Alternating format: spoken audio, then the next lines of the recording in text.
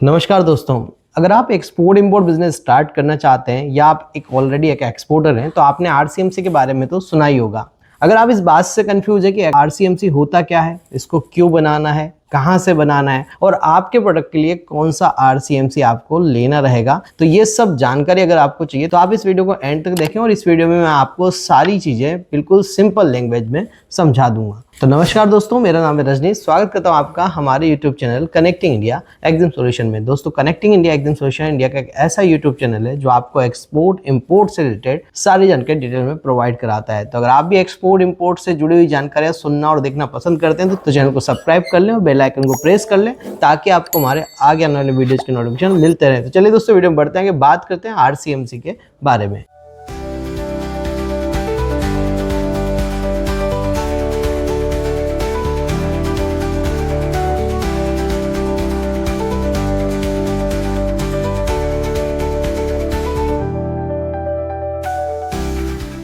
तो सबसे पहले बात करते हैं दोस्तों, आरसीएमसी होता क्या है। तो दोस्तों, आरसीएमसी की फुल फॉर्म है रजिस्ट्रेशन कम मेंबरशिप सर्टिफिकेट, जो कि आपको एक्सपोर्ट प्रमोशन काउंसिल या कम्युनिटी बोर्ड की साइट से इशू करवाना होता है। डिपेंड करता है कि आपका प्रोडक्ट कौन सी ईपीसी या कम्युनिटी बोर्ड में आता है और उनकी मेंबरशिप लेने को ही आरसीएमसी कहा जाता है। इसका मेन पर्पज होता है कि आपको ऑफिशियली रिकॉग्नाइज करना एज एन एक्सपोर्टर। अब बात करते हैं कि आरसीएमसी लेना क्यों जरूरी है।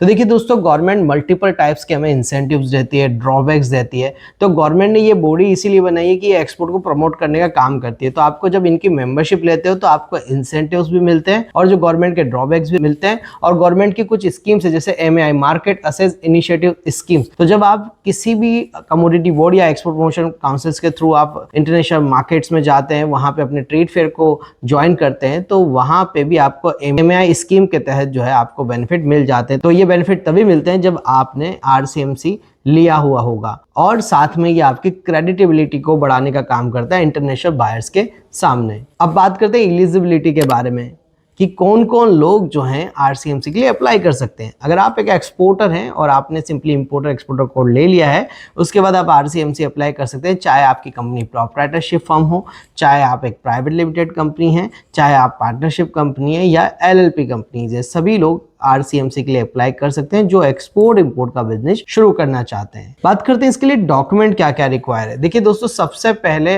आपको अपना जीएसटी सर्टिफिकेट लेना रहता है और बैंक अकाउंट ओपन होने के बाद आपको इंपोर्ट एक्सपोर्ट कोड लेना होता है। तो आपको आरसीएमसी के लिए जीएसटी होना चाहिए, आईसी होना चाहिए, साथ में आपकी बैंक डिटेल्स होनी चाहिए, आपका पैन कार्ड होना चाहिए, ताकि ये सारी डिटेल जो है आरसीएमसी में डाली जाती है। और कुछ ईपीसी और कम्युनिटी बोर्ड जो होते हैं उनके स्पेसिफिक कुछ डॉक्यूमेंट होते हैं जो वो खुद हमें प्रोवाइड कराते हैं, उनको भी हमें साइन सील करके जो है आरसीएमसी अप्लाई करते टाइम अपलोड करने होते हैं। जैसे बैंक साउंडनेट सर्टिफिकेट होता है और डिफरेंट काइंड ऑफ डॉक्यूमेंट होते हैं। वो डिपेंड करता है कि आप कौन से आरसीएमसी के लिए अप्लाई कर रहे हैं, वहीं पे ये डॉक्यूमेंट आपको फिल करना रहेगा। पर बेसिक डॉक्यूमेंट में आईसी, पैन कार्ड, ये सब डॉक्यूमेंट आपके आते हैं। अब अप्लाई कैसे किया जाता है आरसीएमसी को। तो दोस्तों, सबसे पहले डिसाइड करना होता है कि आपका प्रोडक्ट कौन सी एक्सपोर्ट प्रमोशन काउंसिल या कमोडिटी बोर्ड के अंदर आता है। जब आप ये डिसाइड कर लेंगे तो सिंपली आपको डीजीएफटी के पोर्टल के थ्रू जो है आप इसको अप्लाई कर सकते हैं। यहाँ पे आपको ऑप्शंस मिल जाएगा आरसीएमसी का, वहाँ पे क्लिक करेंगे और सिंपली जो है स्टेप बाय स्टेप सारे फॉर्म को फिलअप्स करके, जहाँ पे आपको पहले कॉमन डिटेल्स आपके बारे में पूछी जाएगी। एक फॉर्म रहता है वो ऑलरेडी फिलअप रहता है आईसी डिटेल्स के हिसाब से, और उसके बाद आपसे प्रोडक्ट पूछा जाएगा, कौन कौन से ईयर के लिए आप अप्लाई कर रहे हैं ये पूछा जाएगा, और सिंपली आप अपनी कौन कौन सी कंट्री में एक्सपोर्ट करना चाहेंगे ये सब आप फिलअप करके अपने डॉक्यूमेंट अपलोड करेंगे जिसमें जीएसटी, आईसी और पैन कार्ड वगैरह रहेंगे। उसके बाद आपको लास्ट में पेमेंट करना होता है और कुछ ही 2-3 दिनों के अंदर जो है आपका आरसीएमसी बनकर आपको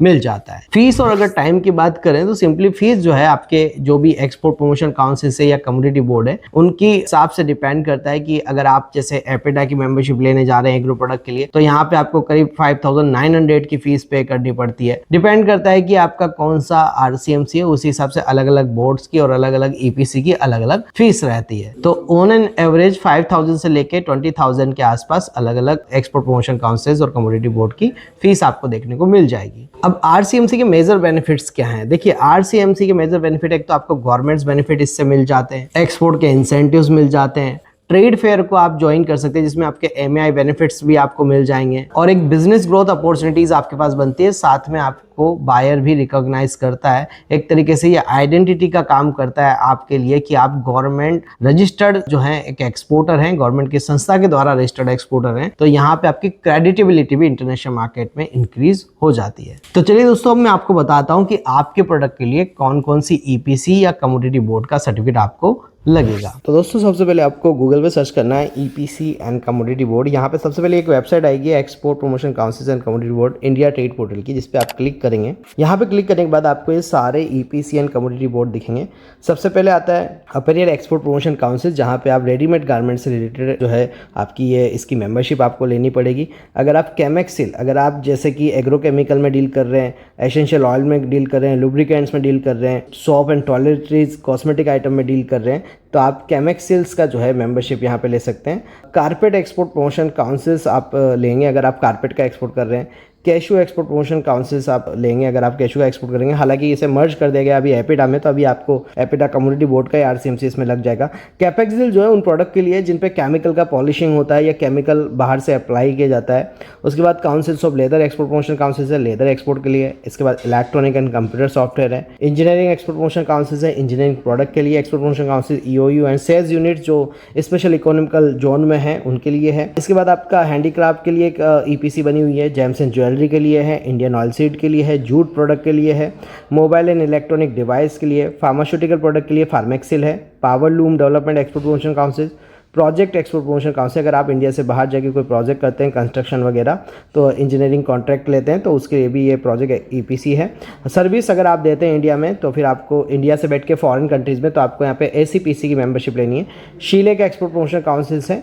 उसके बाद स्पोर्ट्स गुड्स है, द कॉटन टेक्सटाइल है, the handloom and export promotion councils है, the Indian silk export promotion councils है, the plastic and export promotion councils है, synthetic and rayon textile export promotion council, wool and woollen export promotion council. अगर आपके इनके product जो है मैंने जो बताई ईपीसी इनमें आ रहे हैं, तो आप इनकी मेंबरशिप ले सकते हैं। उसके बाद कम्युनिटी बोर्ड आ जाते हैं। Agriculture and process food product export development authority APEDA में, अगर आपके प्रोडक्ट एपिडा में है, जैसे प्रोसेस फूड है या आप चावल या आप किसी भी तरीके के फ्रूट्स एंड वेजिटेबल एक्सपोर्ट करना चाहते हैं, process food animal product export करना चाहते हैं, तो आपको एपिडा की मेंबरशिप लेनी पड़ेगी। कोकोनट एक्सपोर्ट करने के लिए कोकोनट डेवलपमेंट बोर्ड, उस कोकोनट का जो क्या होता है जैसे कोयर बोर्ड, उसमें आपको लेना पड़ेगा। कॉफ़ी बोर्ड है, रबर बोर्ड है, स्पाइसेस बोर्ड है, टी बोर्ड है।